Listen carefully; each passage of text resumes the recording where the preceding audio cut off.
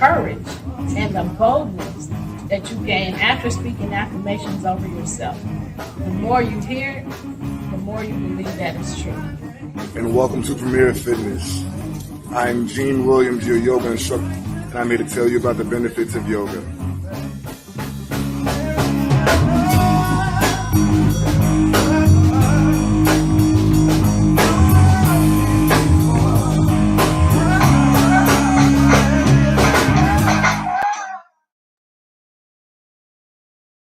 Hey, everybody. Thank you for joining our show, Where is the Love? I am your host, and I am Stephanie Hockenholm. And here to join me is my co host, my son, Gene Williams. Good day, mate. Hey, son. How you doing? I'm loving that theme song there. That's dope. I know. Thanks to you and your band.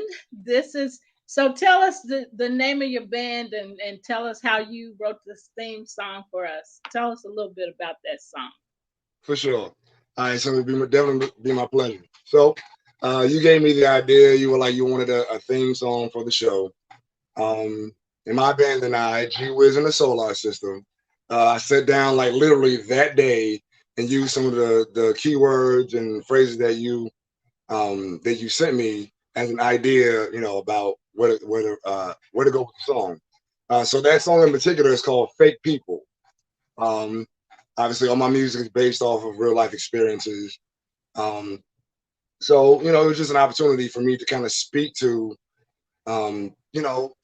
how people, treat you badly and fake like they love, like second verse. People act like they love you and as if they're on your side, but then they're throwing stones in their hands they hide. So, it's like they act like they love you. They put on the front or the facade of love, and then they stab you in the back. So, it's just kind of addressing that, the whole bullying crisis, just across the world, honestly. And like I said, it was just an opportunity for me to have, a chance to speak to the things that we speak about on this show. So I thank you for challenging me. Thank you for challenging us to create that theme song. So thank you. My pleasure. So I was a radio host for a community radio station for about 2 years, and I had a theme song. And so when we started doing the show, I was like, I need a theme song. And I was like, Gene and his band can write a song. And then so then I talked to you, and then the rest is what you said. The rest is history. So thank you to you and G-Wiz and the Solar System. We had fun. Yeah, I love that song. And so I have to tell this little bit. Gene and I, we put this together last week. Put the whole thing together, the video and the music. And then I did what I could, just like I did with the lyrics of the song. And then I had to get some help. So we had the rest of it put together and made it all better and made it crisp and all of that. So I'm very grateful for all the help that I've gotten. Thanks to Curtis Brooks for fixing it up, spicing it up, getting it together for me. I got to give him his props. I tried, I started, did what I could, and he had to hook it up. And just like Gene, had to hook up the music. I do what I can, and then I'm done. Right. So we are happy about being able to bring information to you about bullying and versus love, because we've experienced bullying, and we see it a lot. And as I look in the news, excuse me, as I look in the news for bullying articles and bullying news, I see so much in there, and it's just so ridiculous, the things that I see. I mean, it's like now that we're talking about it, it seems to me to be hyped up more. And I guess it's maybe because people are talking about it more, and not Some are still, sweeping it under the rug. Oh, it's okay, and making excuses for the behavior of bullying when we need to not push it under the rug and not ignore it, but address it because people are killing people. People Or are killing, themselves. yes, and committing homicide and suicide due to the anger and the frustration behind bullying. So we're happy to be able to share information with you and to have discussions about bullying versus love. And no one wants to be just treated any kind of way. We all want to be, want people to treat. We want people to treat us right. So we have to treat people the way we want to be treated. And then when they're not treating us the way we want to be treated, we have to say something. We can't just act like it's not happening. Oh, maybe they'll stop. No, you have to say something to the person in order for them to stop. So, again, we're happy to be bringing this information to you. Gene, you want to add anything? Yeah, actually, thank you for asking because so one thing I've noticed in situations like this is when a person begins to set boundaries, that's when chaos begins. Like when you Yes. allow people to treat you like they want to, things are fine. But Right. as soon as you create boundaries and you stand by those very firmly, then they begin to act as if you're the problem. Right. That's crazy. So I think one thing that we need to talk about, and we discussed this on the sidelines, but eventually talk about like um, borderline personality disorders, narcissism, things of that nature, and we'll get there. I know we will, but Yes, we will. that, yeah, it's definitely a problem. People again, people just think they can treat you like whatever, and you don't have the right to speak up for yourself. Like Right. what? I don't Exactly. I don't get it. Huh? Exactly. Yeah.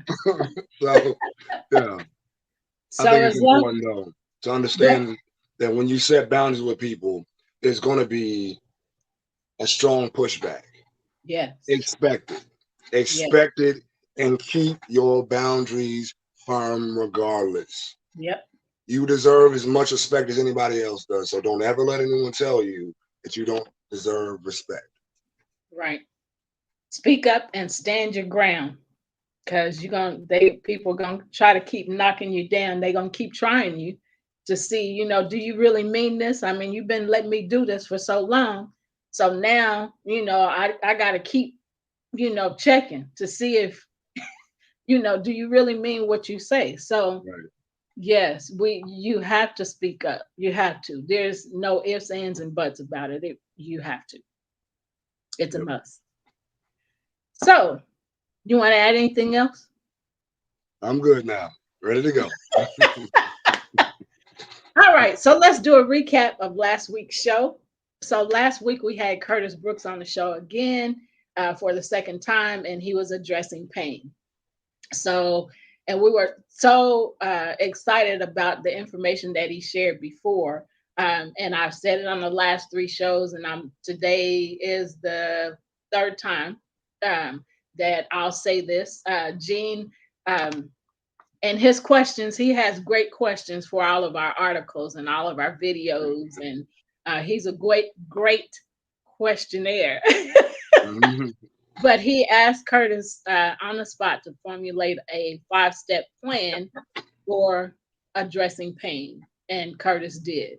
So last week he delved into those five tips for the 5-step plan, and he shared a story for each um, of the five plans. I'm not going to say what the five plans are because I've said it, on the last two shows. Um, and so, just want to say again, thanks to Curtis for coming on our show. Thanks for creating that 5-step plan. Thanks for for elaborating on each of those steps. We appreciate you, and we greatly appreciated the information that you provided. You want to add anything, Gene? No, I definitely want to echo that. We absolutely appreciate it. Um, and check out his page on Facebook and Instagram because I believe that he went a step further and made a post about the 5 steps that he put together. So check him out. It's not rocket science coaching. Yes. Yeah, on IG and on Facebook. So again, go check him out, Curtis Brooks. Thank you. That's good. All right. So now we have done our recap for last week's show, which we do every week. Go back and watch last week's video, episode 8, to hear more about the him addressing pain part 2, and then listen to video episode 6 to hear the initial conversation and how that got sparked. So now we want to talk about workplace bullying. We've been talking a lot about children experiencing bullying, and mostly in schools. A few well, one of the articles specifically I remember wasn't um, at school; it was at home. But we have talked a lot about children experiencing bullying. So children aren't the only ones that experience bullying. Adults experience bullying. They experience bullying in relationships. So at home, at church, at work. I've experienced workplace bullying a lot. That's most of where my experiences have been. Well, I've been saying that for a long time, but when I think back in my relationships, with family members, friends. Um, so I've experienced bullying in a lot of areas. So today we want to bring an article to you about workplace bullying. We want to share this article with you, and then we're going to have a discussion about it. So, Mark, we're ready for the article. I'm going to read the article to you, and then Jean and I are going to discuss it. Jean always asks me questions about the video or the article, and then we, have a discussion about it to help you get more information about bullying and help you to understand more about bullying. So we're ready, Mark.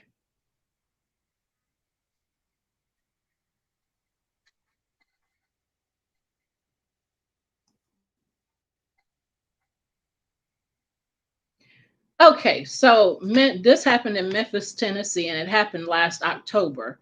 It was less than a year ago, but because it is about workplace bullying, I wanted to um, go ahead and use this article as our first workplace bullying um, article. So, a U.S. Postal Service letter carrier who shot a manager and supervisor before killing himself inside a Tennessee postal facility was not a violent person and was being bullied at work by his superiors, his mother said Thursday. Tracy Haley told the Associated Press that her 28-year-old son, Jontra Haley, was the person who shot 2 Postal Service co-workers Tuesday at a sorting facility in Memphis. She said her son had called her and told her he was being bullied by his bosses. He was a church-going person. It's just the people at the job was bullying him, she said. My son went to that job faithfully every day, worked long hours, comes home stressed because they're talking to him any kind of way. Haley spoke to an AP journalist at the apartment complex where her son lived as postal inspectors took the. Wait a minute. Haley spoke to an AP journalist at the apartment complex where her son lived as postal inspectors took the man's sister aside for questioning. The inspectors declined comment.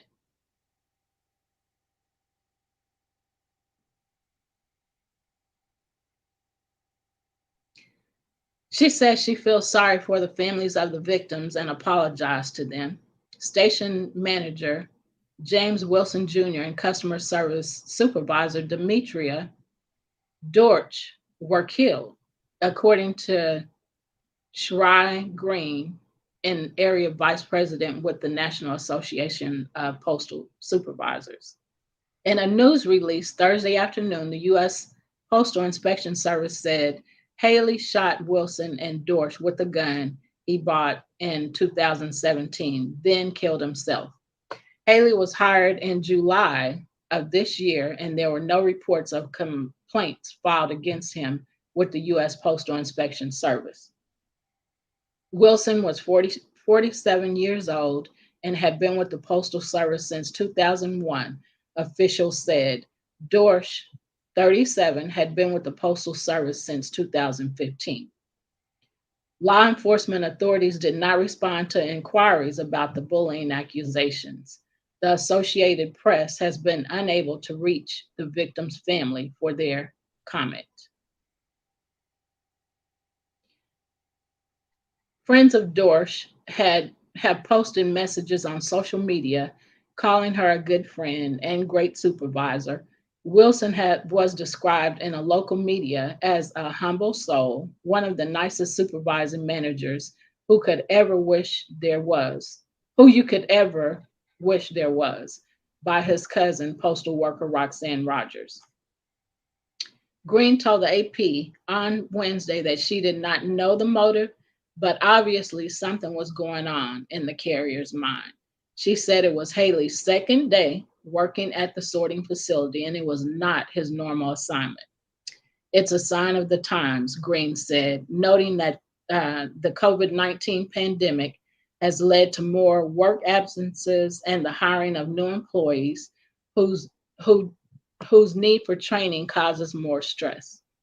The Postal Service altogether, they're working long hours, 6 or 7 days a week. It's just stressful. In another interview Thursday, Green said she could not comment on the specific bullying accusations and could not speak for the Postal Service, where she worked for 38 years before retiring. But she noted that the Postal Service has a policy against workplace bullying and does not condone it. Meanwhile, Tracy Haley said Jantra had a son and enjoyed spending time with him, playing video games at home and going out with his girlfriend. Jantra Haley was expecting another child, she said. We're almost done. Tracy Haley says she has buried her deceased husband this year and now has to bury her son. I'm not doing good at all, she said. It's ridiculous. These jobs need to learn to train people to give people respect when you're working for them. So that is our article. This is the first time I read an article word for word. I didn't get to paraphrase this article, but I guess obviously it all, you can take it down, Mark. I guess obviously it all needed to be read because workplace bullying is a real issue.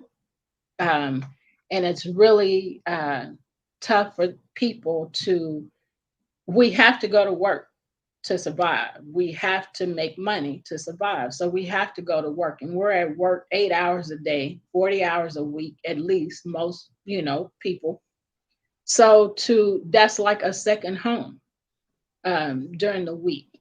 So to go to work and to already be stressed out, maybe about work or things that are happening at work or your personal life, is tough. But again, we got to go to work. You want to add anything, Gene? Yeah, I was gonna say not only just stress about work, you got stress from life. The fact that you have to go to work, that doing something that you may not necessarily enjoy, but you got to do it to make money, to take care of yourself and your family and whoever else depends upon you. So it's really a loaded situation. Yeah. So, according to the article, I'm going to pick a few pieces out of the article. So, people that are bullied by others may not be violent, but they get fed up like everyone else. When someone gets pushed around enough, they may respond or react in a way that you've never seen them act before. Usually, when the person that's being bullied reacts, the bully and maybe others may say, they're crazy. I don't know what's wrong with them. I'm laughing because it happens. But you keep pushing someone and you may see them explode. An explosion or an outburst of anger or perhaps shooting in this, case, something you're going to get something back because they've had enough of what you're doing. But like Jean said earlier, people treat you bad. And then, when you start standing up for yourself and speaking up for yourself, then you're the crazy one. Something's wrong with you, you know. That's how it But goes. no, I'm creating my boundaries and letting you know this ain't the way this is gonna go no more at all. Facts. So my thing is, if you don't like somebody, leave them alone. Leave them alone. Treat Really other simple. people the way you want to be treated. What'd you say, Gene? I said it's really simple. If you don't like somebody, leave them alone. Right, right. So, you want to go ahead and ask me the questions? Yeah, for sure. All right, so this is obviously a case of a person who was fed up with the way that they were treated. Workplace bullying is very common in America and internationally, unfortunately, especially in the postal service industry. Hence the colloquial going postal. Um, so, what's been your personal experience with workplace bullying? So, I have had a lot of, like I said, workplace bullying experiences. I've had people talk down to me, insult me, and humiliate me, um, about my job, maybe something that I was doing. Um, I've had people, I work jobs where new people come into the company and they want specifically in the healthcare field, they want their friends to come and to be a part of the company. I'm new at this company, so I'm gonna kick all these people out that are here and were here before I came. So I want my people, my friends, to be here. So I'm just gonna kick all these people out, fire all these people, get rid of them, and bring my people in. So I've had that experience a lot. I worked one job for 5 years, and throughout the 5 years, the first 2 years I was promoted 3 times at the job, and then so after the third time, I did that position for 3 years, and then that is the first time that I experienced being pushed out of a job, so that the management, so that their friends, they could bring their friends under them. I've seen that happen a lot, but I never experienced it. And so when I experienced, this is just one experience. So when I did experience it, I got fired, and that just blew my mind because I'd never gotten fired from a job, and then to experience all the things that I experienced with that leading up to that was just crazy.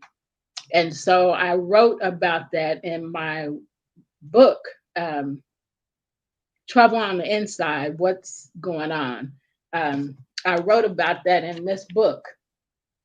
That's one of the chapters in this book. Hold it up for the people again. Yes, sir. I'm trying to get it. And so my name is authoress Stephanie Lynn. So I wrote about that story. And so there's a lot of details about that in this book. And you can get this book by contacting me, and I will sign this book and then I will ship it to you. Um, but that experience was the worst, well, one of the worst experiences that I've had. So in the future, we'll talk about that, more about that experience. The next question. All right. So, if you could create guidelines to address workplace bullying, how would you outline a program specific to that issue in the corporate realm? So specifically, what I would do is I would ensure that every employee is educated about bullying that they're educated about the effects of bullying, and that they are educated about the future impact of bullying. And then I would make sure that this information is included in every orientation for every new employee. And then those that aren't healed from the trauma due to bullying, they I would really focus on the impact, the future impact, because um, it can lead to mental issues, is one of the things that I really, um, the reason why I really like to focus on the future impact of what bullying does to you if it's not dealt with um, in a correct way, if you're not healed from it. So that's what I would do. I would make sure everybody that comes into the business is educated about bullying, and that is a part of their orientation. Right. Um, okay. Actually, I had a thought, but I think it may take away from the question that I have later. So I'm gonna just go to my next one. All right. So, as an executive in a business environment, how would you address those that are under your leadership? So, in essence, how would you lead in order to keep a um, bully-free environment in the corporate realm? Okay, so that's a great question. So, how would I lead? I constantly, and I've said this in other shows, but I constantly study the Bible. It's a daily thing for me every morning. So I'm always searching and seeking for what's in my heart. What am I doing? What am I saying? What am I doing to hurt people? What am I saying? What's wrong with me? Kind of thing. So I'm constantly looking to be healed from situations and negative situations and circumstances to make me a better person.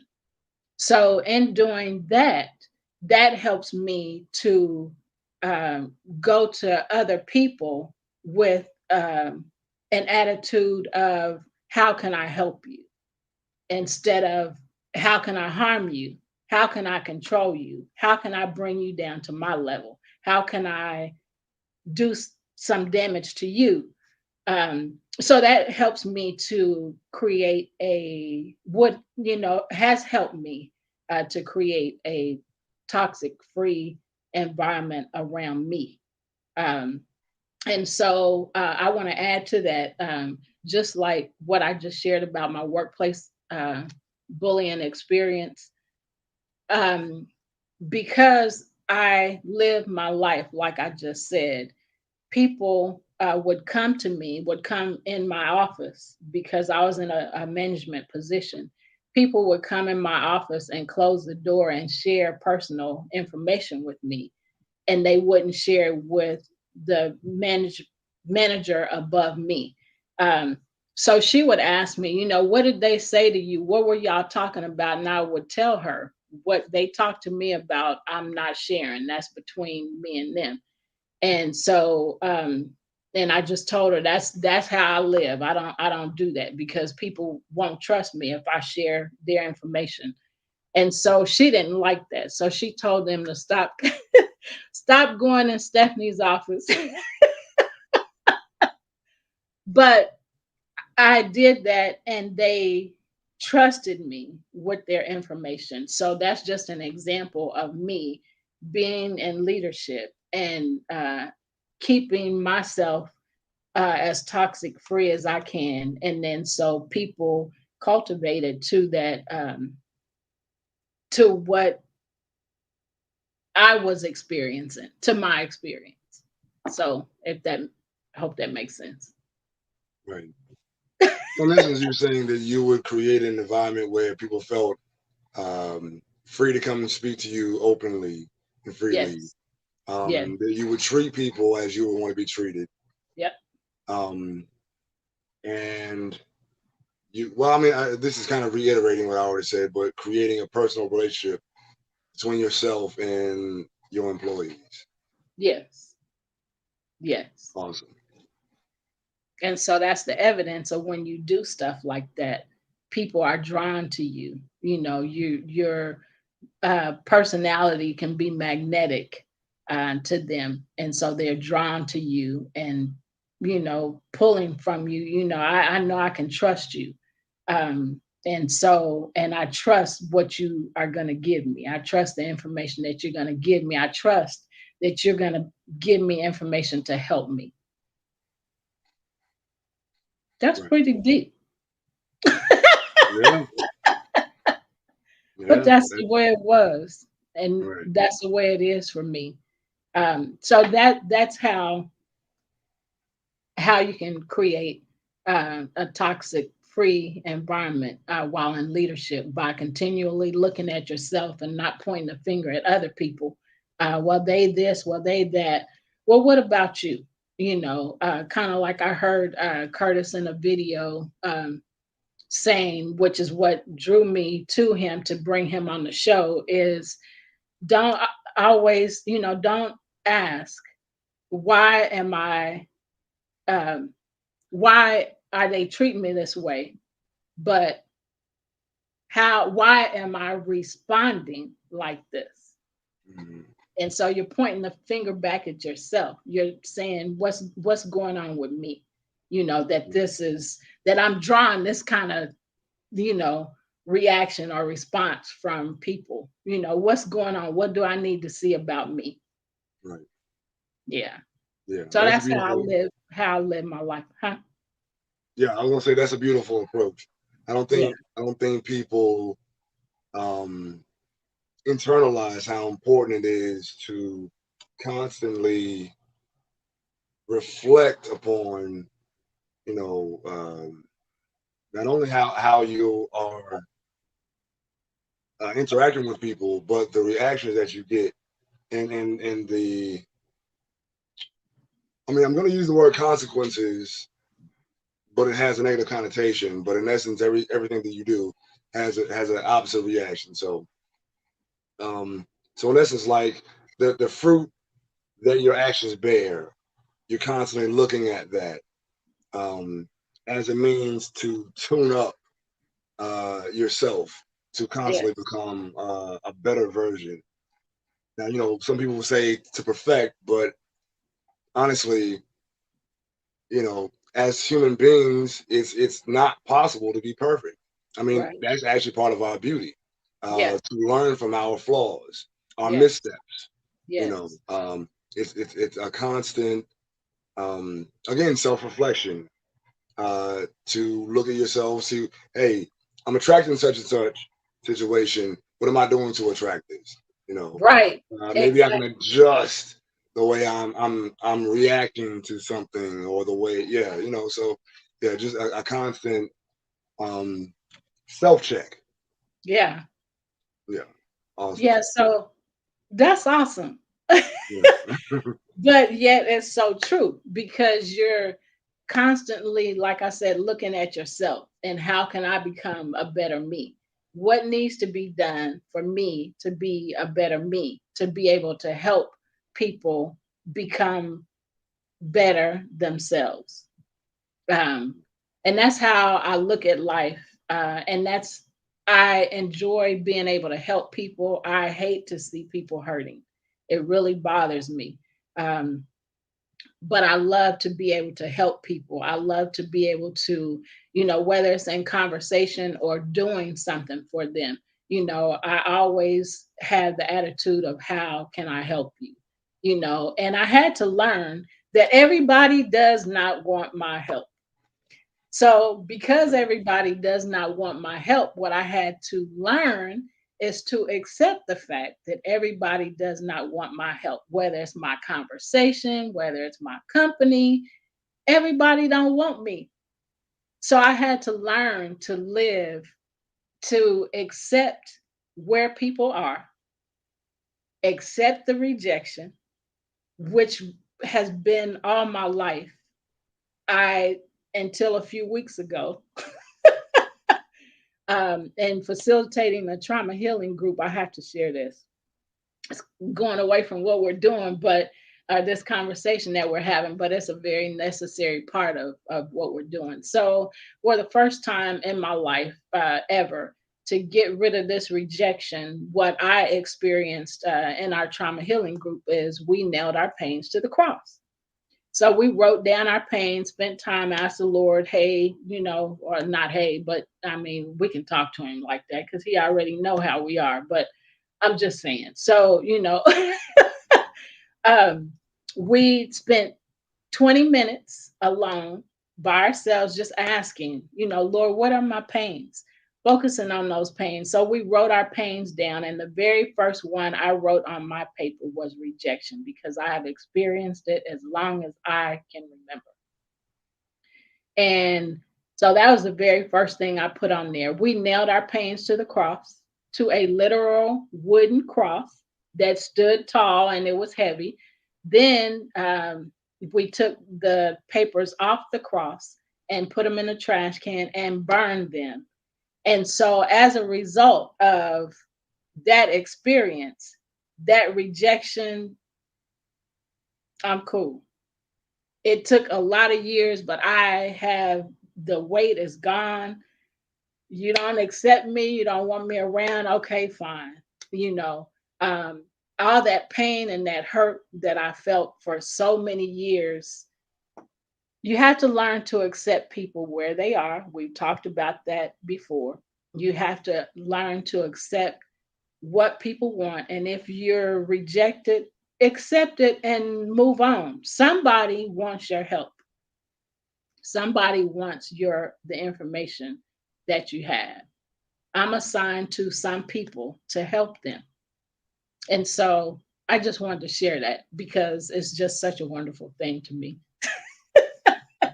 to not be experiencing all that and carrying around that rejection on my back and everywhere I went, when I eat, when I sleep, everything I do, rejection was following me. And now it's gone. It's awesome. Yeah. And the important thing in that situation of all, most important situation, uh, the most important aspect of that all is you loving and accepting yourself. Yes. And that's something I didn't accept myself. And so that's why I I took the rejection instead of taking learning how to love myself and appreciate myself and appreciate where I am in life. So yeah, it's big. It's Yeah. huge. That's growth. That's growth. Yes. Um, and we have both grown a lot in the last year. A lot of things have transpired.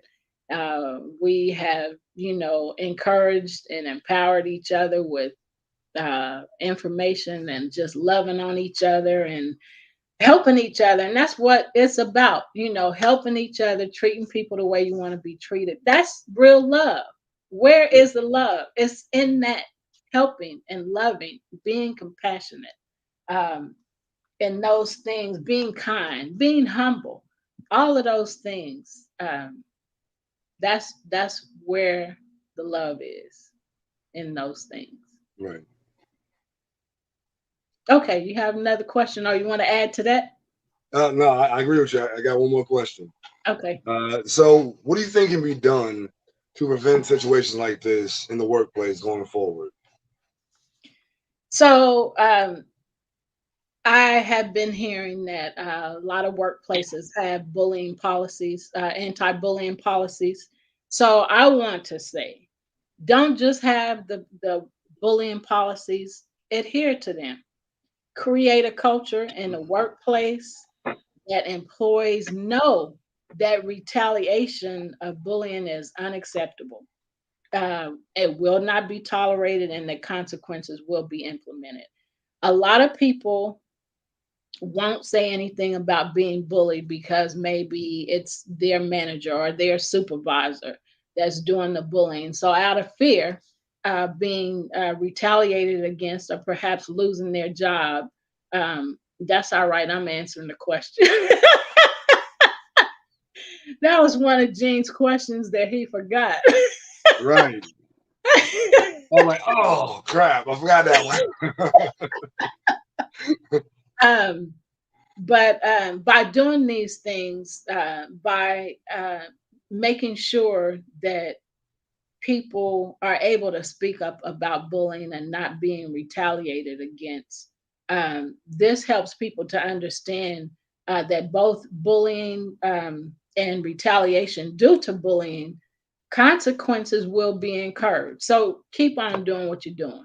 There's going to be some consequences. So, um, and by letting people know, the employees know what the consequences are. Okay, we created a bully and anti-bullying policy. We are going to make sure that it's adhered to. There's going to be consequences if you don't adhere to them. And if you retaliate, there's going to be consequences. And don't just say it, do it. You have to make sure that the policies are followed. So when companies and organizations implement these kinds of rules and adhere to them and pursue them, they are then creating a culture and workplace environment that can be suitable for all employees. Who wants to come to work stressed out, or I got to I got to go to work and deal with these people. So I got a headache just thinking about I got to go to work and deal with them. My stomach hurt. You know, oh my, I feel sick because my blood pressure is raised. Nobody wants to experience all that. Again, we go to work to make money, to make a living, to eat and live. And so nobody wants to be experiencing that. And that's what is caused when people know they have to go to work and deal with this, uh, either with this coworker or with the supervisor that is bullying me. So we create uh, positive and welcoming environments and cultures in the workplace when we treat other people the way we want to be treated. And when we're compassionate towards them and patient and kind. Um, those are the things we want to experience in life, period, not just at work. Want to add anything? No, you're absolutely right. I absolutely agree with you. So I want to say that going back to this story, the suspect committed homicide, then suicide, and remind you, I read it. He had a son, and his girlfriend was expecting another child. His mother buried her husband last year, and then she had to bury her son. All in one within a year. Right. So that kind of thing, those kinds of things are things that happen due to the pressure of being bullied. Um, and there may have been other things going on with him. We don't know all the details. All we know is what we read. But Right. when you push and push and push people, something's going to happen. So I want to share the different kinds of bullying that we are aware of just from the story. So, verbal bullying, his mother said they just talk to him any kind of way. So, verbal bullying is talking negatively about someone, their weight, race, sexuality, their culture, their religion, or using demeaning language to embarrass, dominate, and humiliate another person. That's verbal bullying. And then direct bullying is this occurs between the two people involved. It usually involves hitting, kicking, or making insults, offensive and sneering comments or threats. That's direct bullying. And then overt bullying. involves physical action or observable verbal actions, shouting, swearing at staff or colleagues, either in public or in private. They constantly humiliate or ridicule others, belittling them in front of others, persistent criticism or sarcasm. And then one more, social bullying. Social bullying, ignoring or leaving someone out on purpose, spreading rumors about someone, destroying relationships and friendships, embarrassing someone in public, telling lies or stories about someone to make others not like them. So those are the different types of bullying that was mentioned. Um, well, not that was mentioned, but that we saw in this story. Jean, you want to add anything? No, you're right. I agree. Okay, so that is our show for today. Um, we appreciate you being here with us. We want to, we always say, where is the love? So we want to share a few things. I've said some while the show was going on, but we just want to add a little more. So, where is the love? Love is compassionate, kind, Jean, add whenever you want, humility, humble, meekness, Empathetic. gentleness. What'd you Is it say? empathetic? Yes. We don't have enough. Sometimes people aren't empathetic enough. So, calm and peaceful, thoughtful, caring for others more than for yourself. Um, that just means treating people the way you want to be treated, not jealous, proud, or rude. Those are some of the things about love that we want to share. When you're bullying others and controlling others and making them feel bad about themselves, bad about what they're doing, that's not love. So, again, where is the love? That's our show for today. We want to leave you with peace. We want to leave you with love. And we want to leave you with joy. Join our show next week on Sunday at 5 p.m. Sundays at 5 p.m. Central Standard Time is when we're on the show. Bye for now.